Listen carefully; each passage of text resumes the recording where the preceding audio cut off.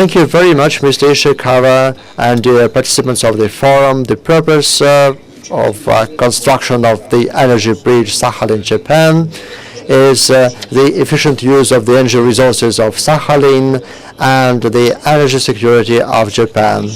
This project has a long-standing history.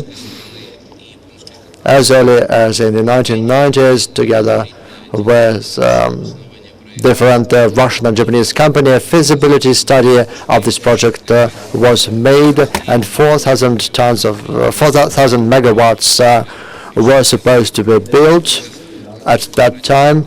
And back then, the gas was supposed to be taken from Sakhalin and Sakhalin 2 projects. After that, the tragic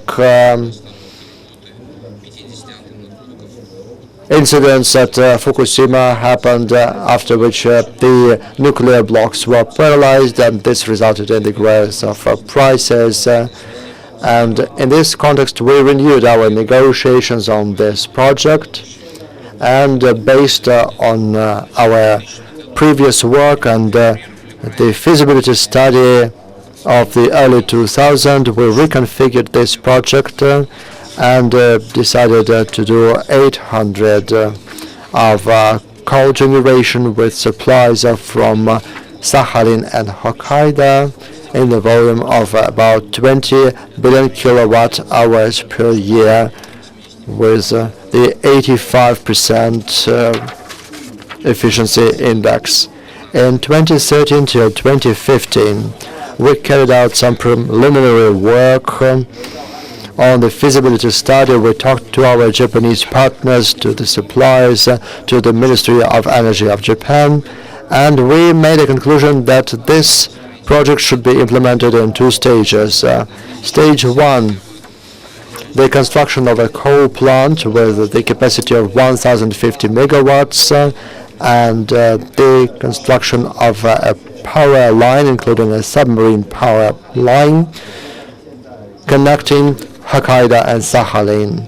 In the second stage, we are planning the expansion of coal generation by another 1,050 megawatts, and based on the market price situation, building 800 megawatts of steam and gas capacity in the southern part of Sakhalin. These are our plans before 2025, and in the long term, we are planning to join the energy systems of Sakhalin and the mainland of Russia, and also increase supplies between Hokkaido and Honshu.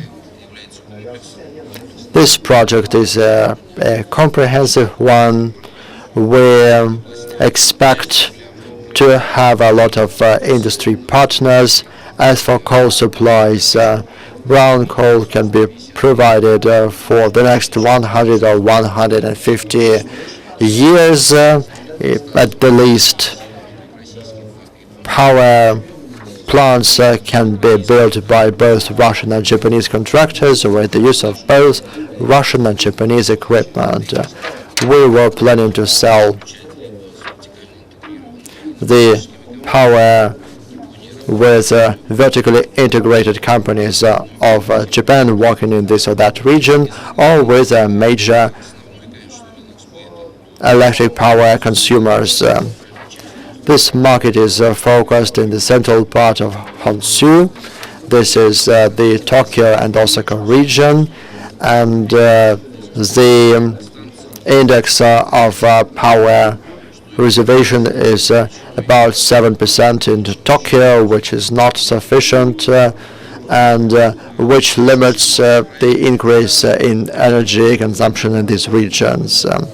A few words about the next steps for this project.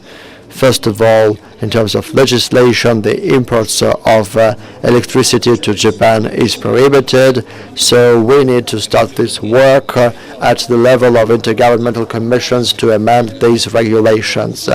Secondly, we will have to talk to banks and financial institutions with the involvement of JBIC, the Russian Direct Investment Fund, and Fund of Development of the Far East. Thirdly, we need to work on the tax benefits.